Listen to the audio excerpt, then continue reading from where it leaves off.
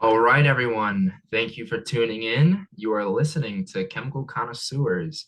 I'm your host, George Bobus.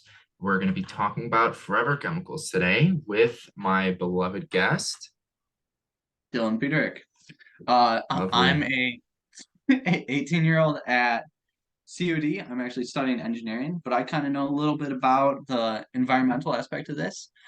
I mean, not that much where I can go in depth. That's what I'm hoping George over here can like deep dive and tell everything about, but just as learning something new as always. I took AP environmental science in high school, and I feel Yeah, like I know just a little bit to add on top if he needs anything, is also yeah, just to give some feedback back and forth. yeah. I'm very happy to have your insight today. All right, so mainly I'm going to be talking about these things called forever chemicals. It's a very broad spectrum. Um, and we are still discovering a lot of these chemicals today. Some of them you might actually know or be familiar with. Um, where I'm going to be discussing two of them, or yeah, we're going to be discussing two different types of chemicals. One being the most common, BPA, or maybe not most common, but most well known, being BPA. BPA is an epoxy resin and it's used in many different things all over the world, things that you wouldn't even think of. Things from water bottles to baby bottles, to plastic containers, food containers, PVC, and even the receipts that you hold. Like you wouldn't even think about that. Real quick, could you actually define exactly what a forever chemical is? Like, what makes it a forever chemical? Is that Well, a forever chemical is a chemical used or created by the fluorine and carbon bond. And in organic chemistry, this is one of the hardest bonds to break because it's like insanely hard to break. You can add a lot of other branches to it to give it different properties. So there's many different derivatives of these forever chemicals and the FC bond, the fluorine carbon bond. And this is just one variation, BPA. It's in a lot of different things. It's all over the place where you wouldn't even think. Another one of these chemicals are PFOAs, polyfluorinated alkyl groups. Um, these come from also from the fluorine carbon bond, but they're used in products like pots and pans, specifically nonstick pans, um, stain-free materials, and like oil-resistant or water-resistant things, which are used in a lot of industrial uses. Um, Sadly, that it's in our pots and pans. Like we're literally heating these chemicals, eating like the food that touches this and then putting it in our bodies. And that's I'm gonna show you why that's I'm gonna tell you why that's really scary, Dylan. Um, oh, it has a wide range of negative effects. First, let's start with BPA. BPA can be found in a lot of these chemicals, but it's or these products, but the way that it enters our environment is when it escapes the products. It escapes the products that it's in. Let me give you an example of a food container.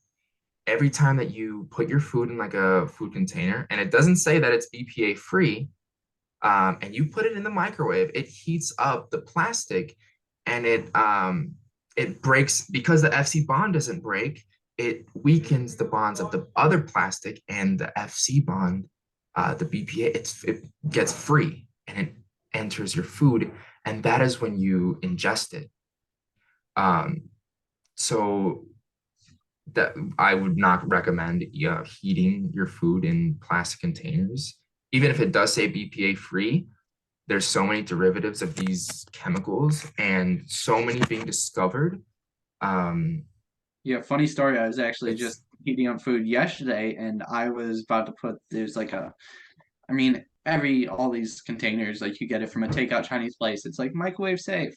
But I had this exact conversation with my stepmom who I was about to heat it up, and I was like, because I didn't think you could really heat up plastic until I saw this, and I was was like, "Can you put in the microwave?" She's like, "Technically, yeah, but you probably shouldn't." And she stated the same reason as yours. I heard that even I mean, BPA's and the PFAs specifically have been found in like the bloodstream and like the breast milk of like tons and tons of people and wildlife in general. Absolutely.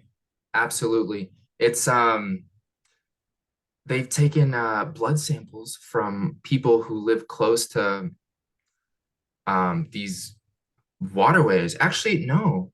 Sorry, I misspoke. Let me retract that. They taken blood samples from Americans, and I think it was 2006, and they found that 96% of all Americans have PFOAs in them, polyfluorinated alkyl groups in them.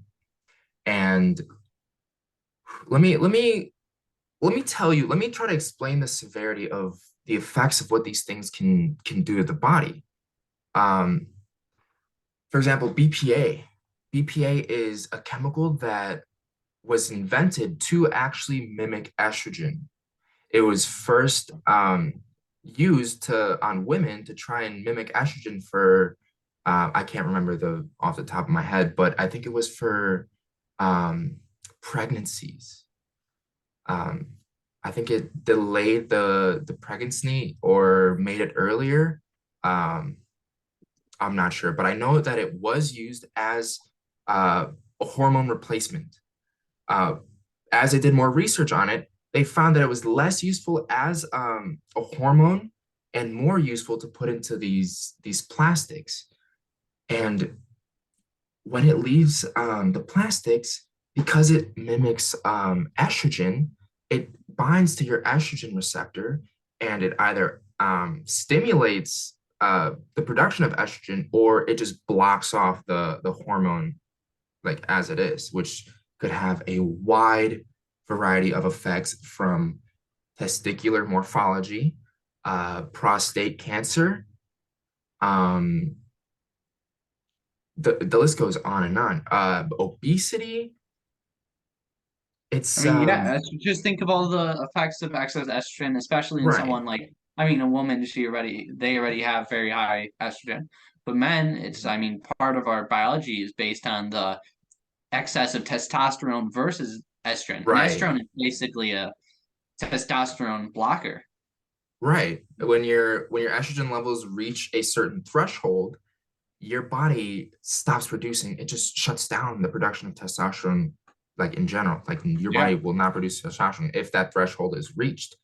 And the concentration of BPA is only increasing. And it's really scary. Like we are still discovering a lot of the effects that it's having on us. And what sadly it affects I mean, even though we see it affecting men, like grown men, it affects more children who are still developing in the womb. And I think like personally, my philosophy, I think the chemicals in your body, your hormones, and just like the things that you intake, the chemicals that your body produces, defines your own reality. I think that is your reality. And I think when you alter that without someone like being born, Yeah. they didn't get a choice for their reality to be altered. I think that's a crime. I think I that is a mean, crime. and especially with the large companies that are creating these without, I mean, I think you told me before this that it was banned in Canada. Right. BPA has been banned in Canada, and they have taken like cautionary measures to try to prevent the production of BPA and inform the public of where to find BPA. But in the United States, we don't see the same thing. We don't. There's a warning label, yeah, of course, but these companies, um, they find new ways to continue to produce the same products. And They just honestly, use most people don't even they see a BPA free logo and they don't even know what a BPA is. I mean, ask any individual you see on the street, they're not going to be able to define what a BPA. They won't know it's bisphenol A, but right, they have no idea. And I think the fact that nobody knows like what its effects are, they just see the BPAs. I mean, some people know to look for things for BPA free, but most people don't know why that's a fact. And most of Americans in general, I mean, it's like we're blindsided because we don't know anything about it. Yeah, it's really scary, and I really wish that we could trust the corporations that sell us our products, but it seems as though all they really care about is profit. And they make derivatives of these chemicals like BPA. That's just a well-known one, and that's one that they've been able to tack on that it's dangerous. But there are also derivatives like BPS, BPF, BPD, BPSF, and who knows how many other ones. It's and it takes a lot of time to study these chemicals, and we don't have enough time because they are just pumping them out. And a And lot I of these think it's chemicals, like it's so much that the public doesn't know. It's that I feel like they should be told like by the companies like what like how every time you use lead, you say this product may this product contains lead, which in the state of California is known to cause cancer. Like, there's right, really not that kind of like warning in BPAs, and I feel like that's a fear for the American people because no one knows. right. And I feel like for the amount of people that have about, all right, this statistic, about 96% of all Americans have detectable levels of BPA, which is insane that almost no less than 1% of people know what BPA is. Oh, and a We quick thing, BPA, it's not found in nature naturally. So these all the BPA that is in people's bodies, it's in the surrounding wildlife and everything. 96% of us have a chemical that is not originated, that is made by humans floating around in our bloodstream. Right, and it That's gets crazy. out through when you heat up the chemical and ingest in your body and you urinate it out. Not just that, but when you throw away a lot of these products, when they go into the landfills, they either when they burn them, it enters the air. That's how you breathe it in, but we're also drinking it. A lot of these companies are just dumping like the runoff and the waste of these products like out into the water. And they have tested almost like every water supply that they have tested in America has found to have dangerous levels of BPA. They have tested 1,943 different public water supplies in America that are all contaminated. And you And said earlier that there's no safe amount of BPA. Like there's no no, level where you're like this is okay. I mean, it's just all bad basically. yeah, if it is detectable at all, it is dangerous. It Yeah, can be that's dangerous. insane. And it's affecting 96% of all Americans. And there needs to be something done. I like these corporations have gone rampant, and um unfortunately all you can do, it's up to the consumer to educate themselves about these products. um Really, it's a scary world we live in, really. You can't really do much at this point. It feels like we're powerless. um but I want to give you guys the power. I want to give my listeners the power of knowledge, and I want to show you guys and tell you guys certain ways that you can avoid these chemicals and things that you can do at your home to try to reduce how much you intake, and we can start improving as a society. um, Reducing how much plastic you use, eating out of glass containers and drinking out of metal water bottles will greatly reduce it. No longer taking, yeah, there you go, good on you. Uh, or bought cardboard, it's better, but even still, it lines the insides of a lot of um, of our products, like things that we throw out and that we don't even think about. Again, Like, BPA is in you right now. yeah, I do, unfortunately. And I But think one of the problems is that every product, there's so many products that we use on the daily that have these products where it's not easy. It's not like like you could go vegan tomorrow and there's going to be products that you can use that don't have meat, don't have dairy product, don't have any kind of animal products at all. But you can't just wean off BPA products because they're in everything that we do. Yeah, you're absolutely right. And it's a lot of these single use like garbage that we use. That's where BPA is found and a lot of these chemicals. And it is just thrown away and we don't even think about it. And it just enters our ecosystem and what goes around comes around and it's coming around. And very soon we are going to start to see a lot of these detrimental effects start to appear and start to manifest themselves in sicknesses in our population.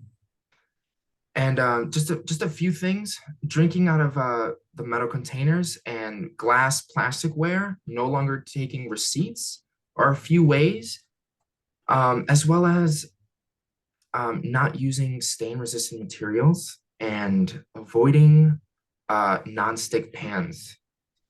Stick with cast iron or what was it? Just without the metal coating, the non-stick. Yeah, I just think Um, it's we don't know so many of the effects of these things because really, I mean, I'm just reading here off the screen. I have a little bit of a background knowledge of it, but it's only been around. I mean, it was discovered in 1891, which sure, you think 1800s, 200 years ago, but that's 130 years ago, and it wasn't started using for like everyday materials like coatings and stuff until like the 1940s. So that's literally 80 years. In 80 years, you don't know what you don't even know the detrimental effects it could be having on society, especially because we use it exactly. more and more as single-use products become a household daily thing. Like you get a water bottle, you throw it out. You get a cardboard thing, you throw it out. You use these so often where and that we don't even have an idea of what the effect could be.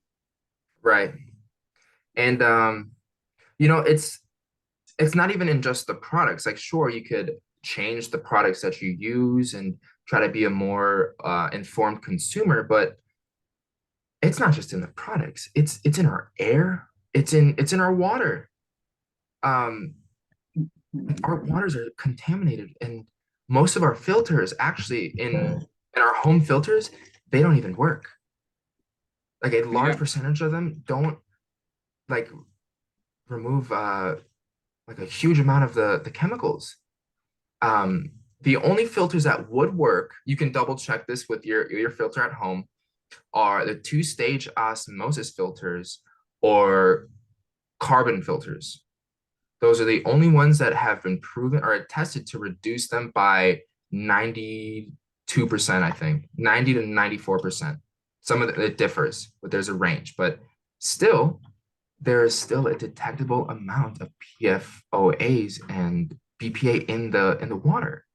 You can still detect them even after you filter it out. So it feels like there's almost nothing we can do at this point. It's like yeah. we're up against the wall. I mean, I think the big thing that we need to take from this specifically, I mean, there's not much we can do to limit the stuff that's already around, but there's these big companies, as you said, that are just pumping or continuously pumping more and more into our environment. And I mean, with bioaccumulation, which for anyone that doesn't know is the act of, let's say, like a little bit of BPA is eaten by a rat, and then it's just as the food chain goes up, once we eat stuff, then that's bioaccumulated more and more from each thing, where we get higher levels than anything else because it's just how the food chain works. Because we're at the top of And the food chain. yeah, and the more and more that's put out there, I mean, it's in our water, it's in our air, it's in everything we do, the more likely that we're going to have negative effects from it for the future. So even if we don't specifically have effects right now, like nowadays it's just everything is more like we're basically in an industrial age where everything is single use products and there's just so much more going around that's going to have unknown effects to us that we're not going to realize for another 20 years. Absolutely. I think all these effects are just going to catalyze. And frankly, I think too much of the responsibility is put on the individual. And I think not enough responsibility is put on these corporations that just really only care about their profits and how much of a product they can keep pumping out. And I think that's just a byproduct of capitalism when you care so much about how much of a product that you can produce and not about the quality, the consumer is at risk. And I think it's just, I mean, the ease of some of these things that's like single-use products that are have BPA's in them. We're never as a society going to stop using them because even if someone says, "Oh, BPA, it has BPA's," and we know the negative effects of BPA's, people are always going to choose the easiest option. And no Yeah. one, unless you're there's I forgot what the one lady is, but she makes a bunch of documentaries. She fought specifically for like drilling in the US. But unless you have the normal citizen isn't going to stand up to these big corporations. And you could say, oh, that's our government's job to enforce regulations, but they're not. That's the problem. They're not doing Unfortunately that, not. and individual citizens are not going to do it because they're always going to do what's easiest for them. I mean, it's honest. I do what's easiest for me. You could tell me there's BPA's in my water, but I'm still going to drink my water. Yeah. I just think there's not enough motive to go out and change anything where anything's going to happen unless the government or individuals like us speak up and show other people that it's wrong. Right.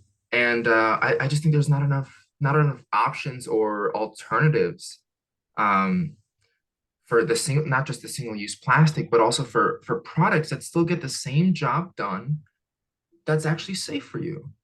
And I think that's what us as the consumer, I think that's what we need to incentivize. I think we should stop giving our money to the corporations that really don't care about us. And we should start investing in those companies that care about our bodies and are willing to go through whatever tests to make sure that these chemicals don't enter their products. And unfortunately, that's just not something that we see today. And without government reform, I don't think we're going to see any big change, really. I think the purpose, what I want with this podcast, I want to inform as many people uh, of the detriment of these chemicals and the severity that we will have. And even though it's not a problem that we have now, I I want to prevent future problems. And the only way that we can do that is by educating people and by making change now, really. I So completely there agree. are there are some alternatives that we can do, but I think really it's just to educate people and to try to get some power back in our government, and feels like we don't have a voice anymore, really. I don't know if you feel that way, I but do. I feel like our problems just aren't heard. And I think more younger people need to get into voting. I think a lot of us have just given up in I general can and feel tell like, you right now, I was actually, for any listeners, I was a voting judge, a election judge, and I could tell you that there probably was 10 people under the age of I was there for I don't know, 10 hours straight, 12 hours straight, longer than 12 hours straight. And there was, I don't know, I'd say that less than 5% of the people that came and vote were under 20 or under 25, under 25.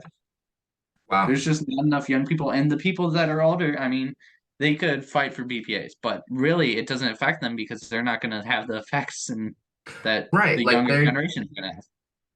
they have other things to worry about. Their bodies are already deteriorating from either back pain for working for too long or who knows. But I I know. I I want to target more the young audience, and I want to tell them that there is something that you can do.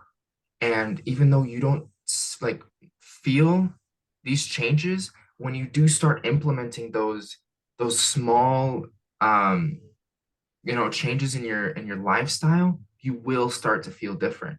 I've recently got an alkaline rock filter for my water, and I feel so much better. I feel so much better drinking You that think it kind of actually does water. something? I know it does do something. It's classified as one of the carbon filters, but the minerals in the water actually alkalinize the water, which redu no, it increases the pH of our bodies. Um, they say the more acidic that your body is, which is a low pH, the more inflammation you have, and inflammation is the cause of sickness. I don't know if you're ever Um, going to stop me from drinking my tap water, but I would not recommend tap water, but oh, come on, we're in Lake Michigan, we're fine.